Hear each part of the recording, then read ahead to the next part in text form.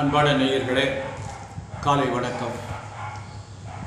பேயரு தோழி பங்கன் விடமுண்ட கண்டன் மிக நல்ல வீணை தடவி மாசரு திங்கள் கெங்கை முடிமேல் அணிந்தன் உளமே புகுந்த அதனால் ஞாயிறு திங்கள் செவ்வாய் புதன் வியாழன் வெள்ளி சனி பாம்பிரண்டும் உடனே ஆசரு நல்ல நல்ல அவை நல்ல நல்ல அடியாரவர்க்கு மிகவே எம்பொடு கொம்படாமை இவை மார்பிலங்க எருதேறி ஏழை உடனே பொன்பதி மத்த மாலை புனல் சூடி வந்தன் உளமே புகுந்ததனால் 9 7 18 உடனாய நாட்கள் அவைதாம் அன்பொடு நல்ல நல்ல அவை நல்ல நல்ல அடியாரவர்க்கு மிகவே. அன்பு சார்ந்த பெரியோர்களே, கார்த்திகை மாதம் 8ஆம் நாள் சனிக்கிழமை, அஷ்டமி திதி, மக நட்சத்திரம், அமிர்த யோகம். ராகு காலம் சனிக்கிழமை எப்போவுமே 9 முதல் 10:30, யமகண்டம் 1:30 முதல் 3 மணி வரை, குளிகன் 6 முதல் 7:30 வரை, சூலம் கிழக்கு, பரிகாரம் கை. அன்பு சார்ந்த பெரியவர்களே, இன்று ராசி பலன்கள் எப்படி இருக்கிறது என்று பார்ப்போம். மேஷ ராசிக்கு அருமையான நாள். குரு 2ஆம் இடத்தில் இருக்கார், நல்லது. ராசிநாதன் நீசம் அடைஞ்சிட்டார். அவரை விட்டு சந்திரன் விலகிட்டார். அவரை விலகி சந்திரன் எங்கே இருக்காருன்னா 5ஆம் இடத்துக்கு இருக்கார். 4 கூடியவர் 5இல் இருக்கார். அவர் செவ்வாய் மட்டும்தான் தனியாக இருக்கார். அவர் பலமாக இல்லை. செவ்வாய் பலமாக இல்லாமல் போனது நல்லது. அதனால் உங்களுக்கு சனி பகவான் 11இல் இருக்கார், குரு பகவான் 2இல் இருக்கார். மிகப்பெரிய கிரகங்கள் 2 பலமாக இருக்குது உங்களுக்கு. அதனால் மேஷராசி என்பவர்களுக்கு சித்திரை மாதம் வரையும் நல்ல பலன்கள்லாம் நடக்கும், நல்லதுதான் நடக்கும். கவனமாக நடந்து கொள்ளுங்கள். நல்லதுன்னா என்ன நடக்கும்? கொண்டாந்தெல்லாம் கொடுக்காது. நம்முடைய முயற்சிகள் கவனமாக முயன்றோமையானால் வாழ்க்கையில் முன்னேறிக்கலாம். அதுக்கு வாய்ப்புகள் நிறைய இருக்குது. அடுத்து ரிஷபராசி என்பவர்களே, உங்களுக்கு ஜென்ம குரு. உங்களுக்கு ஜென்மத்தில் குரு இருக்கார். பிரச்சனைகளை உண்டு பண்ணுவார். தேவையில்லாத பிரச்சனைகள்லாம் கொஞ்சம் உளைச்சலை உண்டு பண்ணுவார். அதனால் கொஞ்சம் ரொம்ப ஜாக்கிரதையாக நடந்துங்க. தேவையில்லாத காரியத்தில் தலையிடாதீங்க. நல்லதே நடக்கும். ஏதாவது இடம் மாற்றங்கள் எல்லாம் கொடுக்கலாம். வெளிநாட்டில் இருக்கவங்க இங்கே வரலாம், இங்கே இருக்கவங்க வெளிநாட்டுக்கு போகலாம். அதனால் ஜாக்கிரதையாக நடந்து கொள்ளுங்கள். குரு பகவானுடைய தசாமூர்த்தியுடைய வழிபாடு பண்ணுங்கள், நல்லதே நடக்கும். வியாழக்கிழமை முதலும் தசாமூர்த்திக்கு வில்வபத்திரத்தால் அர்ச்சனை பண்ணுங்க. இந்த பிரச்சனையெல்லாம் சால்வ் ஆகும். அடுத்து மிதுன ராசி என்பவர்களே, உங்களுக்கு குரு பகவான் 12இல் இருக்கார். 12இல் குரு இருந்தால் தேவையில்லாத இந்த செலவுகள்லாம் நடக்கும். அதனால் ஏதாவது வாய்ப்பு இருந்தால் நல்ல விரயமாக பண்ணுங்க, சுப விரயங்களாக செய்யுங்க. நல்ல விரயம்னா என்ன பண்ணலாம்? இடம் வாங்கலாம், வீடு கட்டலாம், திருமணம் செய்யலாம். குழந்தைகள் ஏதாவது திருமணம் பண்ணுறதுக்கு வாய்ப்பு இருந்தால் அந்த குழந்தைகளுக்கு திருமணம் செய்யலாம். நல்லதே நடக்கும், நல்ல காரியம்லாம் நடக்கும் அப்படிங்கிற ஒரு அமைப்பு. அதனால் கவனமாக நாம் தான் செஞ்சுக்கணும், அதுவாக நடக்காது. அதனால் நம்ம கொஞ்சம் பார்த்து நடந்துக்குவோம். இதுக்கெல்லாம் வாய்ப்பு இல்லைன்னா கவனமாக நடந்து கொள்ளுங்கள். வியாழக்கிழமை தோறும் தட்சாமூர்த்தி வழிபாடு பண்ணுங்கள். நன்மை, நல்ல காரியங்கள் நடைபெறும், செய்யலாம் அப்படின்னு ஒரு கணக்கு இருக்குது. அடுத்து கடகராசி என்பவர்களே, உங்களுக்கு குரு பகவான் எங்கே இருக்காருன்னா 11ஆம் இடத்துல இருக்கார், லாபஸ்தானத்தில் இருக்கார். இப்போ ராசிநாதன் 2ஆம் இடத்துல போயிருக்காரு. அது ஒரு பெரிய சிறப்பு. கடகராசி என்பதற்கு சனி, அஷ்டம சனி நடந்து கொண்டு இருக்கிறது. நல்லா பார்த்து ஜாக்கிரதையாக நிதானமாக நடந்து கொள்ளுங்கள். புதுசாக எதையும் செய்யாதீங்க. புதுசாக முதலீடு செய்து எதாவது பண்ணாதீங்க. என்ன பண்ணிகிட்டு இருக்கீங்களோ அதை பண்ணிகிட்டு இருங்க. அடுத்து சிம்மராசி என்பவர்களே, உங்களுக்கு குரு பகவான் 10ஆம் இடத்தில் இருக்கார். 10இல் குரு இருந்தால் பவுசை குறைப்பார் என்று சொல்வார்கள்.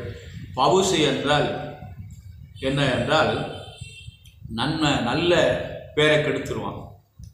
நல்ல நிலைமை வரதான் பவுசை என்று பொருள். அதனால் அது இதெல்லாம் இந்த கிராமத்தில் சொல்லுகின்ற பழமொழிகள் இதெல்லாம். அதனால் ஒருத்தர் நல்லா பேசி இருந்துட்டு ஒருத்தர் பேசாமல் மூஞ்சியை காட்டிட்டு போனால் அவனுக்கு பவுசை பாரு, பேச மாட்டேங்கிறான். பவுசை என்றால் வாழ்வு என்று பொருள். அதை கெடுத்துருவான் அப்படின்னு சொல்லுவாங்க. அதனால் பார்த்து ஜாக்கிரதையாக நடந்து கொள்ளுங்கள். அடுத்து கன்னிராசி என்பவர்களே, உங்களுக்கு நல்ல நாள், நல்லதெல்லாம் நடக்கும், நல்ல காரியங்களாக நடக்கும். குரு பகவான் 9இல் இருக்கார், சனி பகவான் 6இல் இருக்கார். இது ரெண்டும் உங்களுக்கு பெரிய அமைப்பு. நல்ல காரியங்கள் திருமணம் ஆகாதவங்களுக்கு திருமணம் நடைபெறும், குழந்தை இல்லாதவங்களுக்கு குழந்தை ஏற்படும், வீடு கட்ட முடியாமல் இருந்தவங்க வீடு கட்டலாம், வெளிநாட்டுக்கு போகலாம், வேலைக்கு வாய்ப்பு இருக்குது. ஜாக்கிரதையாக கவனமாக நடந்து கொள்ளுங்கள். மிகப்பெரிய கிரகமான குருவும் சனியும் உங்களுக்கு பலமாக இருக்குது. அடுத்து துளாராசி என்பதிலே உங்களுக்கு அஷ்டம குரு 8ல் இருக்கார் குரு. அதனால் புதுசாக எதையும் பண்ணாதீங்க. இன்னும் ஒரு 6 மாதம்தான், கவனமாக நடந்து கொள்ளுங்கள். ராகு பகவான் உங்களுக்கு 6ல் இருக்கார். 6ஆம் இடத்து ராகு உங்களை ஒரு குறையும் இல்லாமல் பார்த்துக்கணும். ஜாக்கிரதையாக நடந்துங்க. புதுசாக எதையும் செய்யாதீங்க. செஞ்சுக்கிட்டு இருக்குது நல்ல விருத்தியாகும். அடுத்து விருச்சிக ராசி என்பவர்களே, உங்களுக்கு குரு பகவான் 7ஆம் இடத்துல இருக்கார். நல்ல அருமையான இடத்துல இருக்கார். அவரை ராசியை பார்க்குறாரு. ராசி வந்து குருவுடைய பார்வையில் இருக்குது. அதனால் ரொம்ப சிறப்பு, நல்லதெல்லாம் நடக்கும். அவங்க வயதுக்கு தக்கபடி நல்ல காரியங்கள்லாம் நடைபெறும். அந்த விருச்சிக ராசி என்பவர்களுக்கு ஒரு நன்மையான காலம் என்று தான் சொல்லலாம். அடுத்து தனுசு ராசி என்பவர்களே, உங்களுக்கு குரு பகவான் பலமாக இல்லை, 6ஆம் இடத்தில் இருக்கார். உடல்நிலையிலே சற்று கவனம் தேவை. இந்த தனுசு ராசி என்பவர்கள்லாம் 6ஆம் இடம் சுக்கிரனுடைய வீடு. அந்த வீட்டில் போய் அவர் குரு பகவான் இருக்கார். அந்த சுக்கிரனுடைய வீடு என்னென்னா, சுக்கிரன் என்ன பண்ணுவான்னா நீர் சம்பந்தமான தொந்தரவுகளை கொடுப்பான். இந்த குருவும் அது சம்பந்தப்பட்ட கிரகம் தான். அதனால் சற்று உடல்நிலையிலே கவனமாக நடந்து கொள்ளுங்கள். ஆனால் உங்களுக்கு சனி பகவான் 3ல் இருக்கார், ராகு பகவான் 4ல் இருக்கார். இந்த மிகப்பெரிய பெரிய கிரகங்கள் ரெண்டும், அது ரெண்டும் உங்களுக்கு நல்ல சிறப்பாக இருக்குது. அதனால் நல்லதே நடக்கும், கவனம் தேவை. அடுத்து மகர ராசி என்பவர்களே, உங்களுக்கு 7.5 சனி நடந்து கொண்டு இருக்கிறது. என்ன ஒரு 1.5 ஆண்டுகள் இருக்கும்னு நினைக்கிறேன். அதனால் சற்று முடிய போகிற நேரம், கவனமாக நிதானமாக பொறுமையாக நடந்து கொள்ளுங்கள். வாகனங்கள் எல்லாம் மெதுவாக போங்க. எக்காரணத்தை கொண்டு வாகனத்தில் எங்கே போனாலும் சரி, கிராமத்தில் போனாலும் சரி, பட்டணத்தில் போனாலும் சரி, 50க்கு மேலே போகாதீங்க. அதனால் ரொம்ப ஜாக்கிரதையாக போங்க. காரில் போனீங்கன்னா 80க்கு மேலே போகாதீங்க. இதெல்லாம் பார்த்து ஜாக்கிரதையாக நடந்து கொண்டால் நம்ம சனி பகவானை குறை சொல்ல வேண்டாம். நிதானம் தேவை, கவனம் தேவை. அடுத்து கும்பராசி என்பவர்களே, உங்களுக்கு வந்து சனி ஜென்மச்சனி நடந்து கொண்டு இருக்கிறது. இந்த ஜென்மச்சனி என்ன பண்ணும்னா, ஏதாவது பிரச்சனைகளை உண்டு பண்ணுவாங்க. அவரவர் வயதுக்கு தக்கபடி முதல் சுற்று, 2வது சுற்று, 3வது சுற்றுலாம் இருக்கிறது. அதனால் பார்த்து ஜாக்கிரதையாக நடந்து கொள்ளுங்கள். உங்களுக்கு மற்ற கிரகங்கள்லாம் பலமாக இல்லை. அடுத்து மீனராசி என்பவர்களே, உங்களுக்கும் கிரகங்கள் பலமாக இல்லை. குரு பகவான் 3ஆம் இடத்துல இருக்கார்.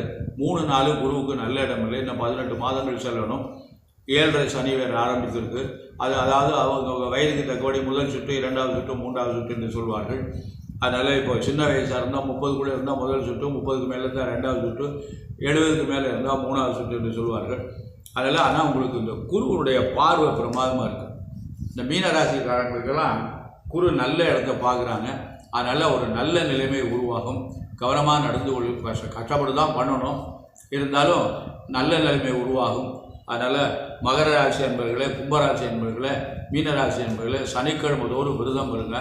சனீஸ்வரனுக்கு எள்ளு தீபம் ஏற்றுங்க. எள்ளு அன்னம் வைத்து சனிவாருக்கு நைவேத்தியம் செய்து காக்கைக்கு வைங்க. நல்லதே நடக்கும். வன்னி மரம் கிடச்சிதுன்னா அந்த வன்னி பத்திரத்தினால சனிபகவானுக்கு அபிஷேகம் அர்ச்சனை பண்ணுங்கள். வன்னி கன்று வாங்கி அந்த ஊரணிக்கரையில் கோவிலில் நந்தவனம் இருந்தால் அதில் பயிர் செய்யுங்க. இதெல்லாம் ஒரு பெரிய புண்ணியம், நல்லதே நடக்கும். அதாவது இந்த கோளறு திருப்பதிகம் என்று ஞானசம்பந்தர் இயற்றிய பதிகம் 11 பாடல் இருக்குது. அதை சனிக்கிழமை காலையில் மாலையில், காலையில் வந்து கோவிலில் போய் பாராயணம் பண்ணுவோம். சாயந்தரம் வீட்டில் விளக்கேற்றி வீட்டில் உட்காந்து பாராயணம் பண்ணுவோம். கண்டிப்பாக இந்த சனி பகவானுடைய நம்ம பிடி வந்து தளரும். நமக்கு ரொம்ப நம்மளை அழுத்தி பிடிக்க மாட்டார். அதனால் அது அவருடைய பிடி தளர்ந்து நமக்கு நல்ல காரியங்களாக நடக்கும். சிவனுடைய அடியார்களை வந்து இறைவன் சோதனை செய்ய மாட்டார். நல்லதே நடக்கும், நல்ல காரியங்கள்லாம் நடக்கும். அதாவது நம்ம என்ன பண்ணிகிட்டு இருக்கோம்னா, இப்போது ஜாதகத்தை பார்க்குறோம், அந்த தோஷம் இருக்குது, இந்த தோஷம் இருக்குது, பரிகாரம் பண்ணுவோம். நிறைய செலவுகளை பண்ணி பரிகாரம் செய்கிறாங்க. எனக்கு அந்த பரிகாரம் செய்வதில் அவ்வளோ விருப்பம் இல்லை. நான் வந்து எனக்கு ஜாதகம் பார்க்க ஆரம்பித்த நாள்லேருந்து நான் யாருக்கும் பரிகாரமே சொல்கிறதில்ல. அந்தந்த சுவாமியை வணங்குங்க, அந்த கோவிலுக்கு போங்க. அதாவது இப்போ ராகு பகவான் வந்து அவரால் ரொம்ப சிரமமாக இருக்குது அப்படின்னா திருநாகேஸ்வரம் போவோம். கேது பகவானால் இருக்குன்னா கீழ்பெரும்பள்ளம் போவோம். முருகனால் சிரமம் இருக்குன்னா திருச்செந்தூர் போவோம். குருவினால் சிரமம் இருக்குன்னா ஆலங்குடி பட்டமங்கலம் போவோம், ஆலங்குடி போவோம். இப்படிலாம் ஒவ்வொரு சுவாமிக்கும் புதனால் பெருமாளை வணங்குங்கோ. சுக்கிரனால் பிரச்சனை அன்னை பராசக்தியை வாங்குவோம், மகாலட்சுமியை வணங்குவோம். இப்படிலாம் சூரியனால் பிரச்சனை அப்படின்னா சிவபெருமானை வணங்குங்க. இதைத்தான் நான் சொல்லுவேன் தவிர அதுக்கு மிஞ்சினது எதுவுமே இல்லை. பரிகாரம் பண்ணுறது சரியா தவறா? பெரியவங்கலாம் சொல்கிறாங்க, நிறையா பரிகாரம்னு சொல்கிறாங்க. நான் அதை ஏற்றுக்கிறேன். ஆனால் அந்த பரிகாரம் என்பது முறையாக செய்யப்படவில்லை. அந்த பரிகாரம் முறையாக செஞ்சால் தான் நமக்கு அது பலன் தரும். முறை இல்லாமல் தப்பாக அந்த பரிகாரத்தை நம்ம பண்ணோம்னா அதுக்கு பலன் நமக்கு தான் கெடுதல் பலன் ஏற்படும். சில பேர் சொல்கிறாங்க செய்கிறவங்களுக்கு தான் நமக்கு ஒன்றும் இல்லை அப்படின்னு சொல்கிறாங்க. எனக்கு அதில் பூரா பாதி நமக்கு, ஏன்னா நம்ம முறையாக செய்யலை. முறையான நல்ல பாண்டித்யம் நல்லா படித்தவங்களை பார்த்து அந்த பரிகாரத்தை பண்ண சொல்லணும். அந்த மாதிரி பண்ணால் தான் அந்த பரிகாரம் நமக்கு பலன் தரும். அப்படி பண்ணாமல் ஏதோ பரிகாரங்களில் நம்மளும் சொன்னாங்க, நாங்கள் ஒரு சாமி இருக்காங்க அவங்கள்ட்ட கொடுத்து நான் எல்லாமே பண்ணுறேன் அப்படின்னு சொல்கிறாங்க. அந்த மாதிரி பண்ணிங்கன்னா அந்த பரிகாரம் நமக்கு வேலை செய்யாது. ஆமாம், அதனால் அதை விட நான் அந்த மாதிரி காசு செலவு பண்ணி பாவங்களை நாம் சேர்த்து கொள்வதை விட இறைவனுடைய பாதத்தை நம்ம வணங்கி அவனை தோறும் அவனுக்குரிய கிழமை, இப்போ முருகன்னா செவ்வாய்க்கிழமை விரதம் இருந்து அந்த திருச்செந்தூரானை நினைத்து கந்தசஷ்டி கவசம் பாராயணம் காலை மாலையில் பாராயணம் செய்து வந்தவையினால் அந்த செவ்வாயினால் ஏற்படுகின்ற தோஷம் அனைத்தும் நிறைவேறும். சூரியனால் ஒரு தோஷம் இருக்கிறது என்றால் ஞாயிற்றுக்கிழமை விரதமாக இருக்கலாம். விரதமாக இருந்து அந்த சிவபெருமானை வணங்கி அந்த சிவபுராணத்தை பாராயணம் செய்யலாம். அது ஒரு பெரிய அமைப்பு. சிவபுராணத்தை பாராயணம் பண்ணிங்கன்னா அந்த சூரியனால் ஏற்படுகின்ற தோஷங்கள்லாம் நிவர்த்தியாகும். இப்படி ஒவ்வொரு கிரகங்களுக்கும் ஒரு ஒரு இறைவன் இருக்கிறாங்க. அவங்கள நம்ம பிரார்த்தனை செய்து அவங்களுடைய பதிகங்கள்லாம் இருக்குது. அதெல்லாம் நம்ம அழகாக நமக்கு நால்வர்கள் நமக்கு எல்லா பதிகத்தையும் நமக்கு அழகாக தந்திருக்கின்றார்கள். வீட்டிற்கு வினைப்பிரிவு சாராமே என்று மணிவாசக பெருமான் திருவாசகத்தில் மீண்டு இதனுடைய வினை என்கிட்ட வரப்படாது என்று கேட்டிருக்காங்க. அதே மாதிரி ஞானசம்பந்த பெருமான் அபிநைக்க வினையாம் என்று சொல்லும் அது தெரிவி உய்வினை நாடாது இருப்பது முந்தமக்கு உணவன்றே கைவினை செய்து எம்புறான் கடல் போற்றுவது நாமொழியும் செய்வினை எம்மை தீர்ந்தா பெருநீலகண்டன். எவ்வளவு அருமையான உயர்ந்த கருத்துக்கள். செய்வினை என்கிட்ட வரக்கூடாது அப்படின்னு சொல்லி அன்றைக்கே இந்த செய்வினை இருந்தது அப்படிங்கிறாங்க. செய்வினையில் பல பொருள் இருக்கிறது. நாம் செய்தவனே, அடுத்தவர் செய்தவனே, முன்னோர்கள் செய்தவனே, இப்படிலாம் ஒரு பொருள்கள் இருக்கிறது. அதனால் அதெல்லாம் என்கிட்ட வரக்கூடாதுன்னு ஞானசம்பந்தன் சொல்கிறார். யாருக்குமே வரக்கூடாதுன்னு சொல்கிறார். அப்போ அந்த பதியத்தை நாம் பாராயணம் பண்ணோம்னா எப்பேற்பட்ட வினைகளெல்லாம் நம்மக்கிட்ட வராது. அதை இறைவனை நோக்கி நாம் பாராயணம் செய்யுது. அதனால் இறைவனை நாடுங்கள், நல்லதே நடக்கும். எல்லா மதத்திலையும் நமக்கு சொல்லியிருக்காங்க. இறைவனை நாடுங்கள், இறைவனுடைய கதவை தட்டுங்க, அவங்க நமக்கு நல்ல வழி சொல்லுவார் என்று எல்லா மதத்திலையும் சொல்லியிருக்காங்க. அதனால் இறை அன்பு செலுத்துங்கள், பக்தியோடு செலுத்துங்கள், அன்போடு செலுத்துங்கள். அன்போடு நீங்கள் இறைவனை நாடுகின்ற பொழுது இறைவன் நம்மளை தள்ளிவிட மாட்டார். எல்லா நலனும் பெற்று பல்லாண்டு வாழ எல்லாம் வல்ல அந்த எம்பெருமான் சிவபெருமானையும் வள்ளல் பெருமான் வள்ளியின் மணாளன் திருச்செந்தூரானையும் பிரார்த்தனை செய்து விடைபெறுகிறேன். நன்றி, வணக்கம்.